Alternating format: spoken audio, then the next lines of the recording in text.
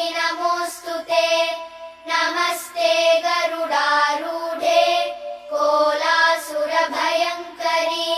सर्वपापहरे देवी महालक्ष्मि नमोऽस्तु ते। सर्वज्ञे सर्ववरदे सर्वदुष्टभयङ्करि सर्वदुःखहरे देवी महालक्ष्मि नमोऽस्तु ते। सिद्धिबुद्धिप्रदे देवी भुक्तिमुक्तिप्रदायिनि मन्त्रमूर्ते सदा देवी महालक्ष्मि नमोऽस्तु ते।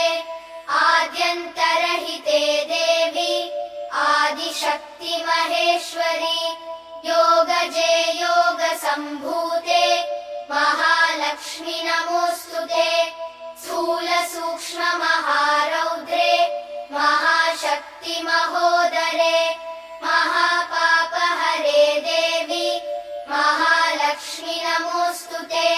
पद्मासनस्थिते देवी परब्रह्मस्वरूपिणि परमेशि जगन्मातः महालक्ष्मि नमोऽस्तु ते।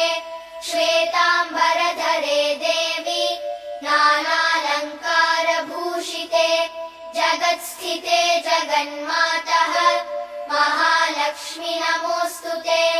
महालक्ष्म्यष्टकं स्तोत्रम् यः पठेद्भक्तिमान् नरः सर्वसिद्धिमवाप्नोति राज्यं प्राप्नोति सर्वदा। एककाले पठेन्नित्यं महापापविनाशनम् द्विकालं यः पठेन्नित्यं धनधान्यसमन्वितः त्रिकालं यः पठेन्नित्यं महाशत्रुविनाशनम् महालक्ष्मीर्भवेन्नित्यं प्रसन्ना वरदा शुभा इति इन्द्रकृतं महालक्ष्म्यष्टकं सम्पूर्णम्।